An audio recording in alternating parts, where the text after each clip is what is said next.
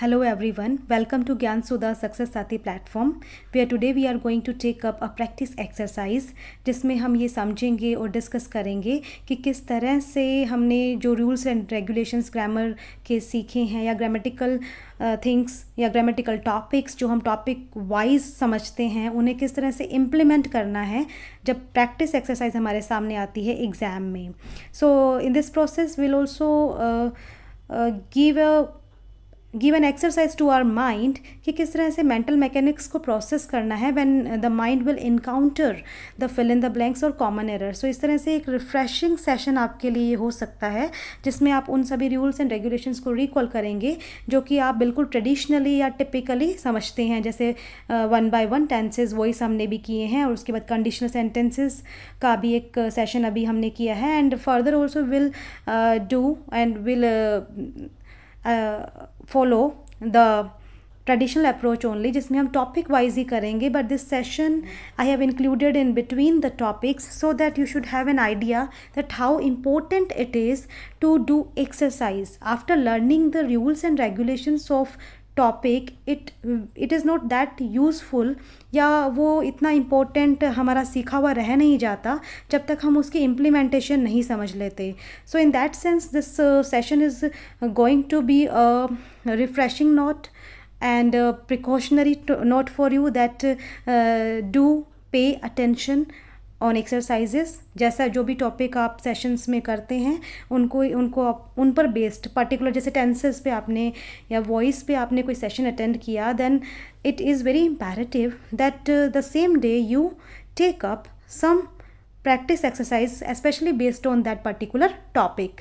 So let's begin this session and you can see the format of this session जो कि common errors की form में है कि एक sentence है उसमें mistakes है and we have to find out or we have to take out those mistakes and correct the sentence. So let's begin the session with the first sentence and आपने ये भी नोटिस किया होगा कि यहाँ पे जो मिस्टेक्स है वो मेंशन की हुई है मैंने. It is for the convenience since it is the first session related to the practice exercise. So just for convenience अभी एक बार मैंने ये लिख दिया है but in exam it's not necessary that you are going to find out this number of mistake in each sentence. The sentence you are going to find or you are going to see in your final exam. So first sentence से शुरू करते हैं. The first sentence is Niharika do not know to dance. अब इसमें यहाँ mentioned है कि इसमें 2 mistakes हैं. So I'm taking some time in telling because I expect कि आप इसका आंसर पिन पॉइंट या बिल्कुल इसका आंसर आप नोटिस कर लें. Niharika do not know to dance. अब इसमें 2 मिस्टेक्स एक तो यहाँ पे है देखिए. आई होप दैट आपने भी यही आइडेंटिफाई की होगी because when we completed the tense and voice series तो उसमें आपके फर्स्ट या सेकंड वीडियो में ये बताया गया था कि जब सब्जेक्ट सिंगुलर है तो उसके साथ SAIS आता है और यहाँ पे डू की बजाय डज आना चाहिए ना. So that's why this is a mistake. So here Niharika does not know to dance. अब second mistake ये है that something when we know, so we usually use this phrase how to. So यहाँ पे how to आएगा. So what will come here? Niharika does not know. So the two mistakes are Niharika does. एक तो यहाँ पे mistake है and the second one is Niharika does not know how to dance. So here the second one is here.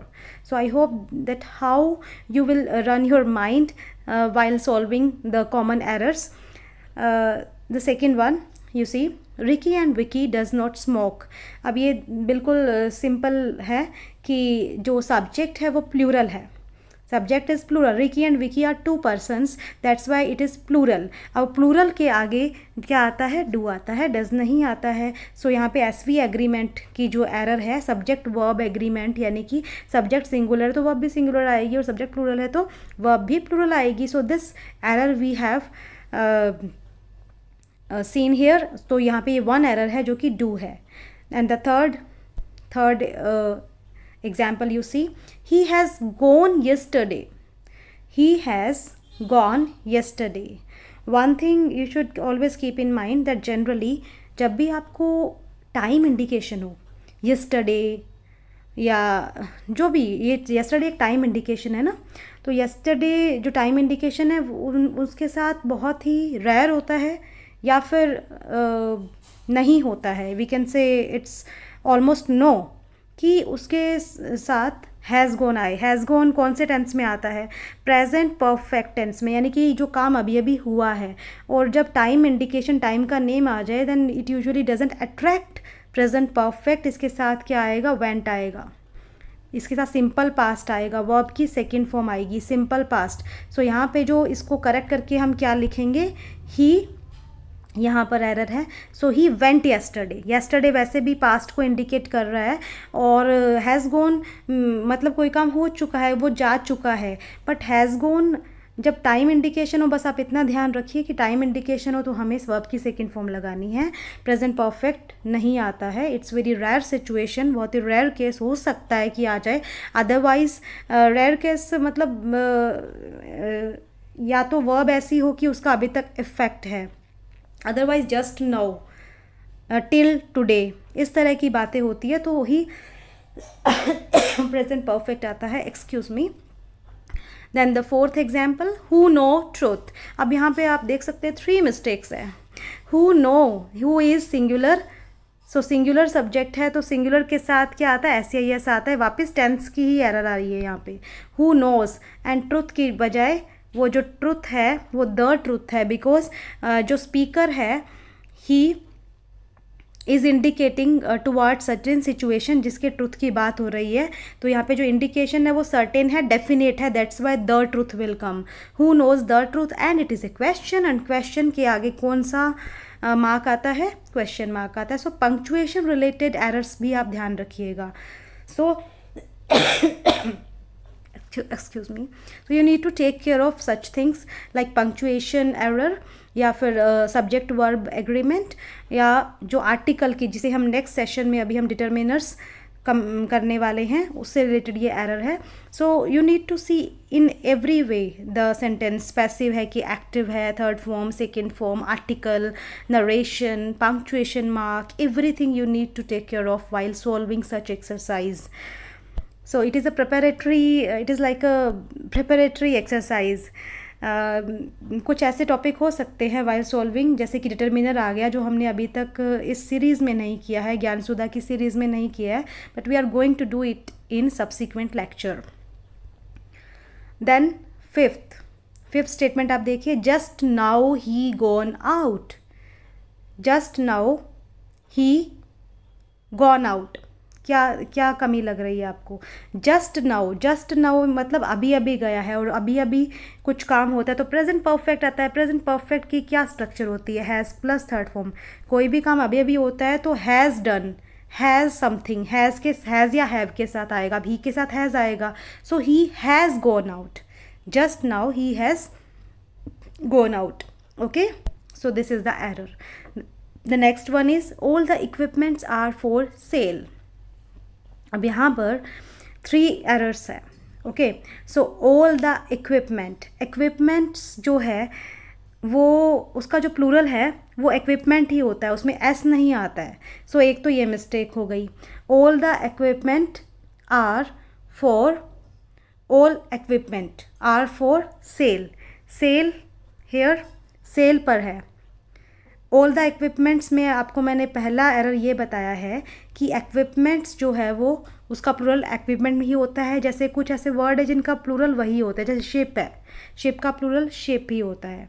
Okay, so there are some words जो कि आपको बिल्कुल notice रखने पड़ेंगे कि उनका प्लूरल इस, सो ये पैटर्न आप फॉलो कीजिए. पैटर्न इज़ वेरी इंपॉर्टेंट, इसीलिए मैं पहले क्वेश्चन पेपर की फॉर्म लेकर आई हूँ, ताकि आपको पैटर्न पता हो. तो जब आप टॉपिक वाइज में आपको समझा रही होंगी तो आप बिल्कुल केयरफुली उसे कैच कर लेंगे कि इस तरह के क्वेश्चन आते हैं, तो ये रूल बहुत इम्पॉर्टेंट है. सो दैट्स वाई मोस्ट ऑफन इस तरह की एरर्स आती है सिंगुलर प्लूरल की, और कुछ ऐसे प्लूरल वर्ड स्पेशल होते हैं जिनका प्लूरल भी सेम ही होता है.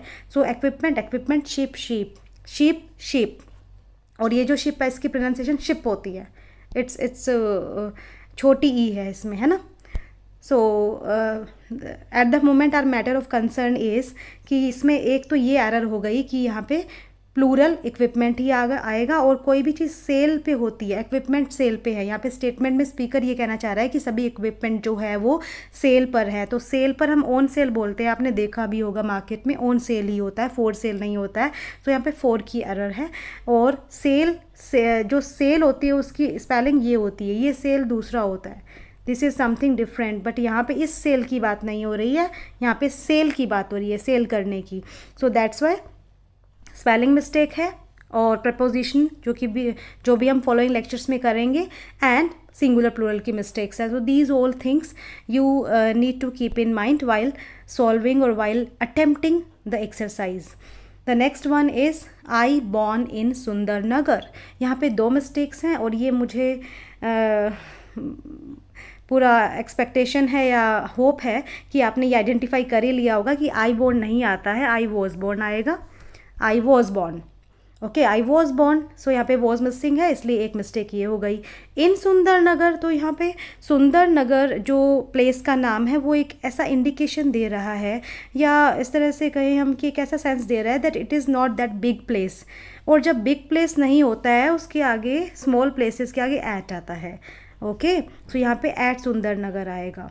और वैसे मेन रूल ये भी है कि अगर आप 2 प्लेसेस की बात कर रहे हैं, उसमें एक प्लेस छोटा है और एक बड़ा है, तो फिर आप क्या कहेंगे?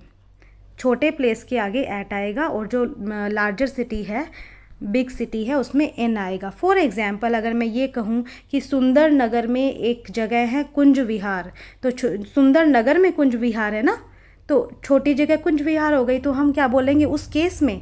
आई was born at Kunj Vihar in Sundarnagar. अब सुंदरनगर अगर राजस्थान में है तो कैसे बोलेंगे? I was born at Sundernagar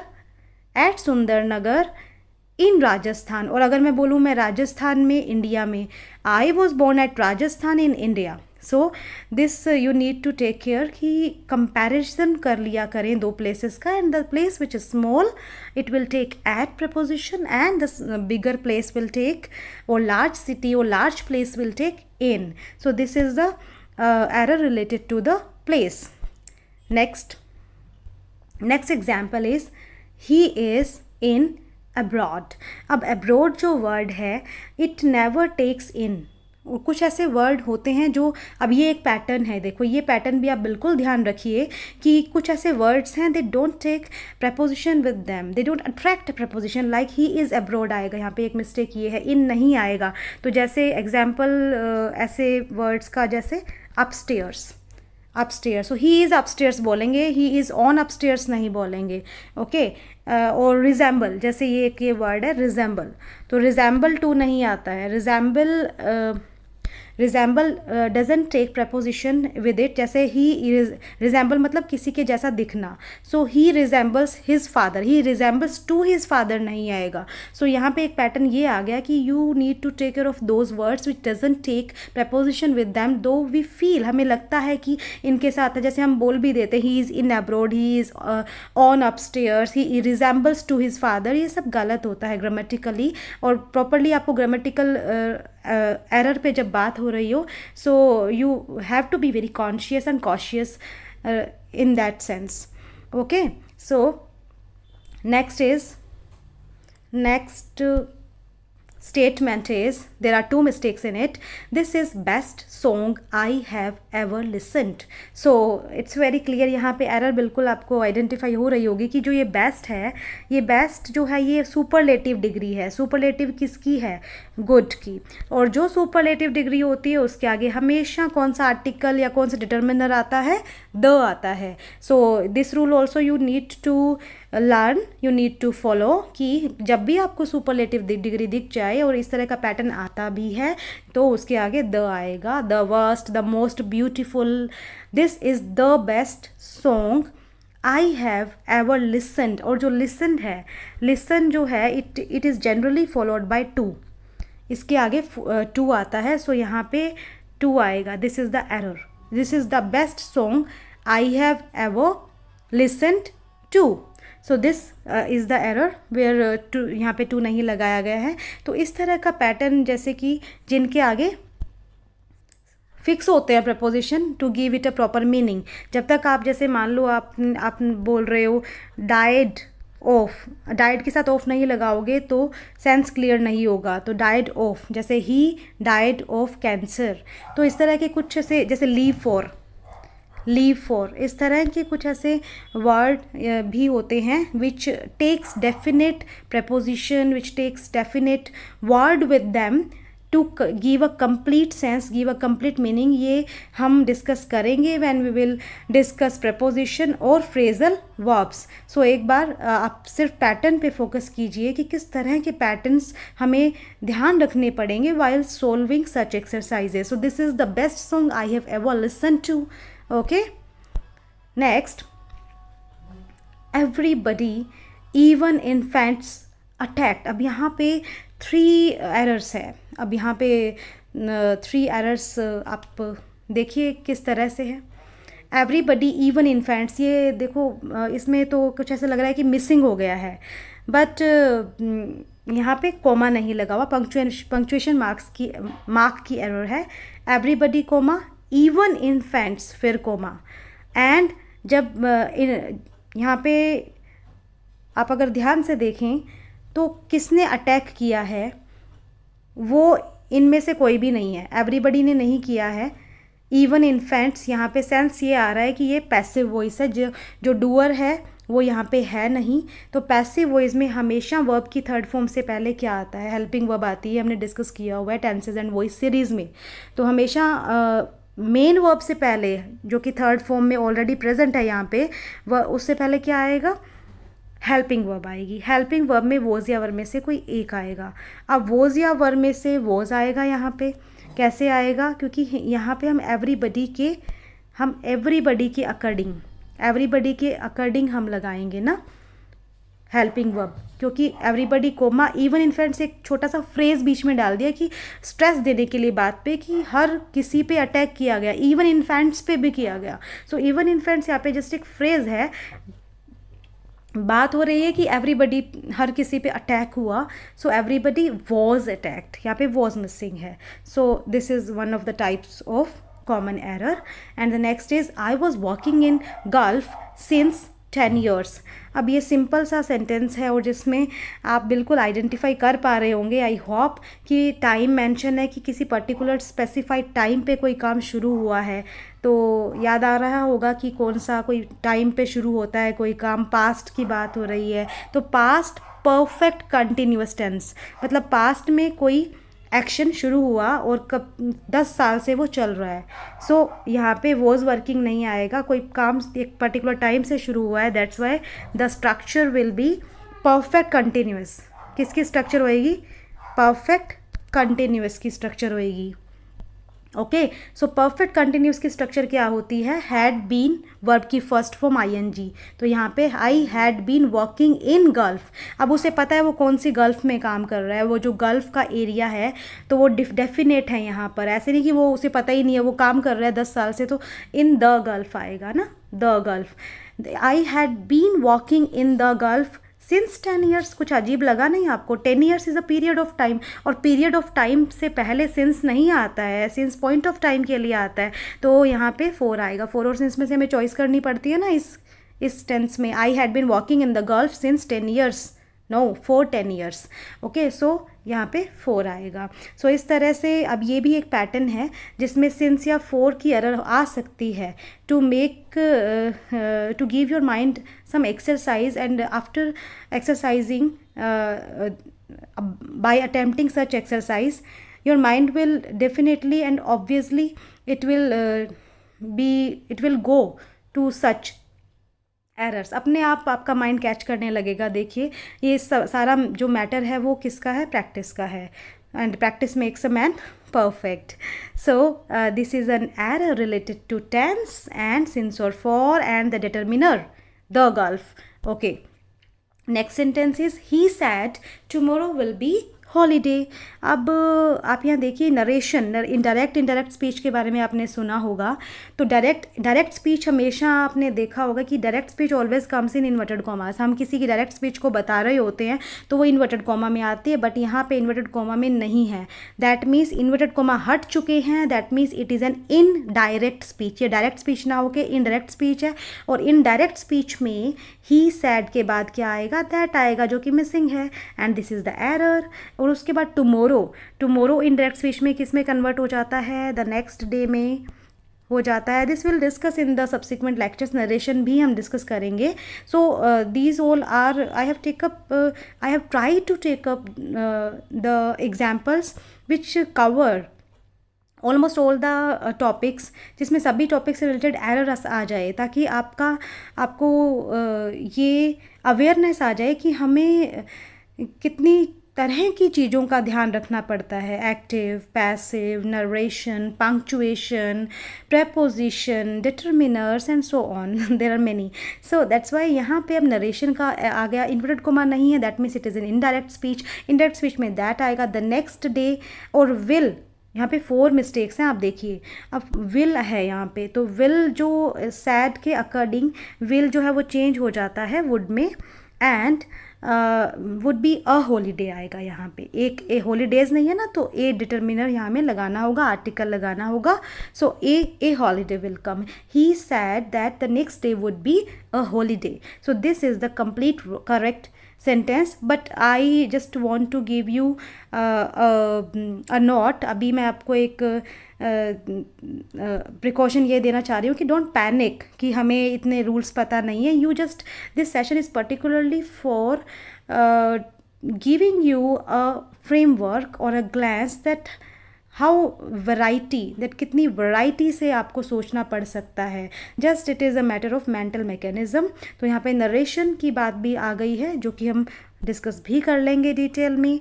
and the next is Dr. Jo is practicing since 8 years. So Dr. Jo is practicing. अब ये practicing देखिए, ये practicing में C है ना।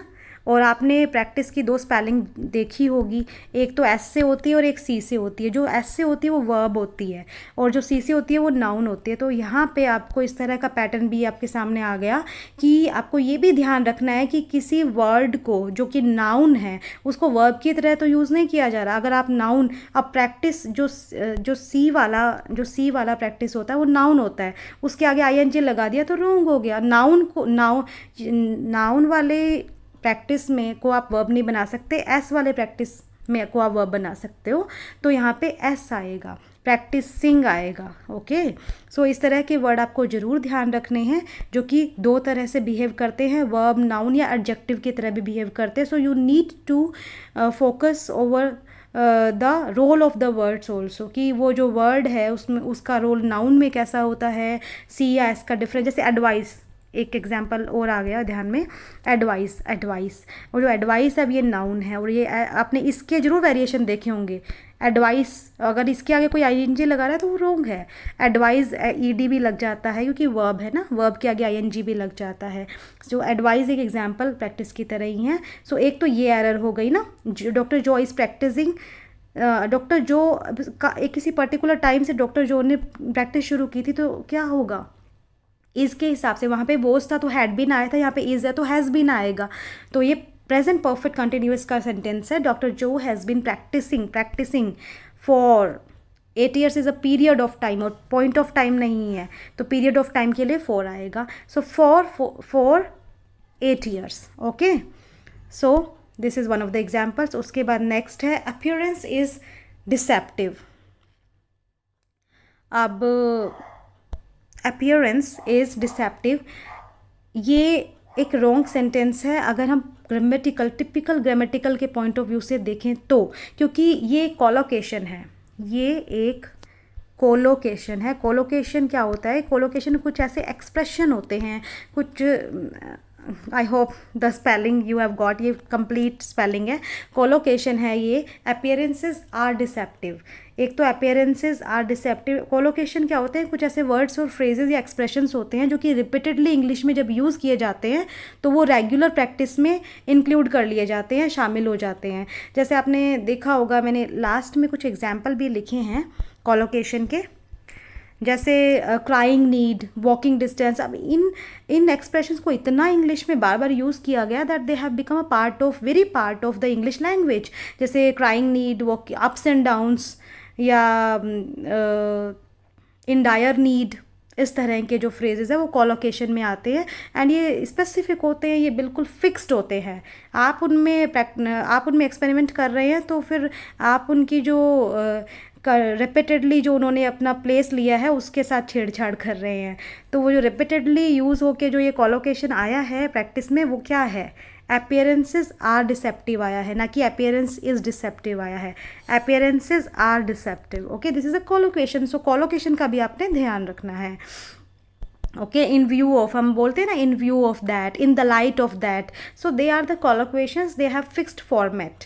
एवरीबडी नो इंग्लिश, अब ये तो बिल्कुल ही सिंपल है कि everybody is the singular noun, और सिंगुलर जो है वो क्या लेता है, सिंगल SAS लेता है ना, सो नोज आएगा, everybody knows English, everybody, every one, anybody, इस तरह से जो आपको मिले तो वो क्या फॉलो करेंगे, सिंगुलर वर्ब। सिंगुलर वर्ब मतलब SAS आएगा उनके साथ अगर सिंपल प्रेजेंट है तो।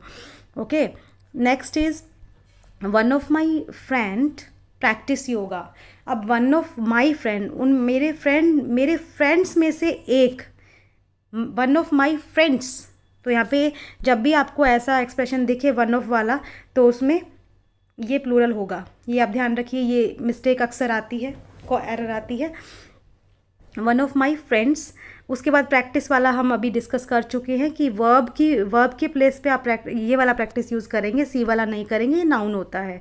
वन ऑफ माई फ्रेंड्स, अब वन ऑफ माई फ्रेंड्स, एक मेरे फ्रेंड्स में से कोई एक जो है वो योगा प्रैक्टिस करता है, तो एक करता है, तो एक जो है उसके आगे प्रैक्टिसेस आएगा, है ना। तो ये बिल्कुल आपको ध्यान रखना है कि प्रैक्टिसेस आएगा। One of my friends practises yoga.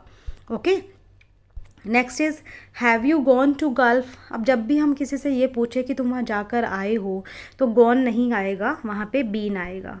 Okay, have you been to the Gulf, been, have you been, तुम वहाँ, गॉन मतलब तुम चले गए और उसके बाद आए ही नहीं, फिर तुम पूछ किससे रहे हो। हैव यू गॉन, चले गए, आए नहीं वापस, कोई जाकर आया है, विजिट करके आया है, तो हैव यू बीन आएगा, और टू द गल्फ आएगा because speaker is well aware कि किस गल्फ के बारे में वो पूछ रहा है। सो द डेफिनेट आर्टिकल आएगा, have you been to the Gulf. Next is none of them know Kathakali.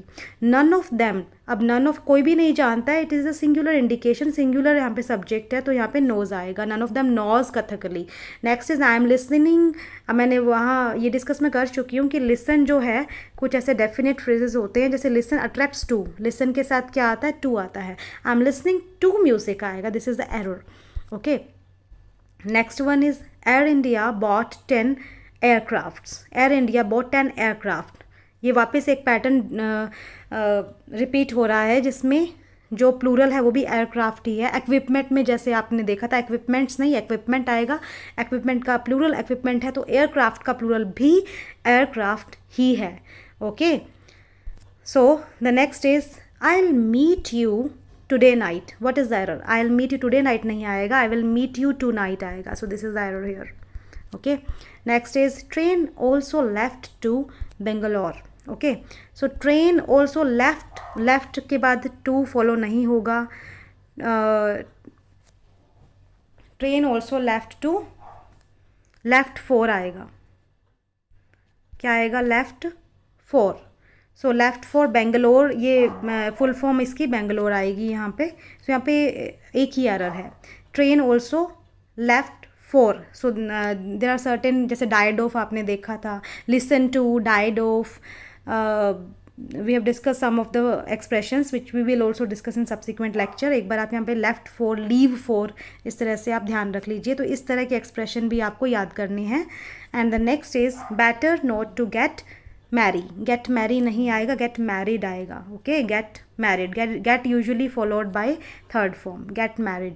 Okay, next is he has passed MA इन 1990. और एक ये ऐसा एग्जाम्पल हम कर चुके हैं कि जब टाइम इंडिकेशन दे, जब टाइम इंडिकेशन हो तो प्रेजेंट परफेक्ट जनरली नहीं आता है. बहुत ही कम केसेस है जिनमें आए. पर्टिकुलर टाइम इंडिकेशन पास्ट का हो तो उसमें क्या आता है, सिंपल पास्ट. सिर्फ वर्ब की सेकेंड फॉर्म आती है, सिर्फ वर्ब की सेकेंड फॉर्म आती है. ही पास्ट MA इन 1990. तो इसमें ही पास्ट MA इन 1990 आएगा, हैज़ पास्ट नहीं आएगा टाइम इंडिकेशन की वजह से. Okay, he has done the work he has done in the past, it is done. Okay, next is I did as I am told. I did, so I did जो tense sequence है ये तो यही गड़बड़ हो रही है यहाँ पे. टेंस सीक्वेंस क्या है, पहले टेंस किस टेंस में बात हो रही थी, I did, तो पास्ट में बात हो रही थी तो एज आई वॉज टोल्ड आएगा ना, आई एम टोल्ड नहीं. I did as I was told. And then he is gone out, he is gone out नहीं आएगा, ही हैज़ गॉन आउट आएगा. Okay, he is gone out is wrong. And then this statement I have included here because though in Indian English we usually ask this question, what is your father. ये हम अक्सर इस तरह का expression use किया जाता है. But if native speakers की बात करें, जो नेटिव स्पीकर्स हैं वो इस तरह से पूछते नहीं हैं क्वेश्चन. अगर उन्हें ये पूछना है कि what does your father do, कि आपके फादर क्या करते हैं, तो वो व्हाट इज़ योर फादर नहीं. तो ग्रामेटिकली अगर हम मिस्टेक टिपिकली देखें तो यहाँ पे what is your father wrong हो जाता है और what does your father do आता है. So this is the thing which we need to take care कि टिपिकली क्या यूज़ हो रहा है. And the next is again a collocation, जो कि कॉलोकेशन मैंने बताया था कुछ ऐसे फ्रेजेस एक्सप्रेशंस होते हैं which have come in regular use in English by there repeated use and most use. So last but not the list हमने सुना होगा, बट ये रोंग बोलते हैं. ग्रामेटिकली इसे रोंग माना जाता है क्योंकि जो एग्जैक्ट जो एक्चुअल कोलोकेशन है वो है लास्ट बट नॉट लीस्ट. दा नहीं आता है उसमें, लास्ट बट नॉट लीस्ट होता है. ये last but not least is the right collocation. So there are certain collocation which you keep in mind, which you have to learn, and you need to take care of the standard English or the typical grammar rules and regulations when it comes to grammar, because grammar is a matter of typical rules and regulations and that we need to follow. So I hope that you have got the idea of this particular session, that how can you run your mind, or how can you do or how can you give a proper exercise to your mental mechanics so that during the exam you can process it very rightly and correctly and आप बिल्कुल अच्छे से अपना answer दे पाएँ. So that's all for today. Thank you for now.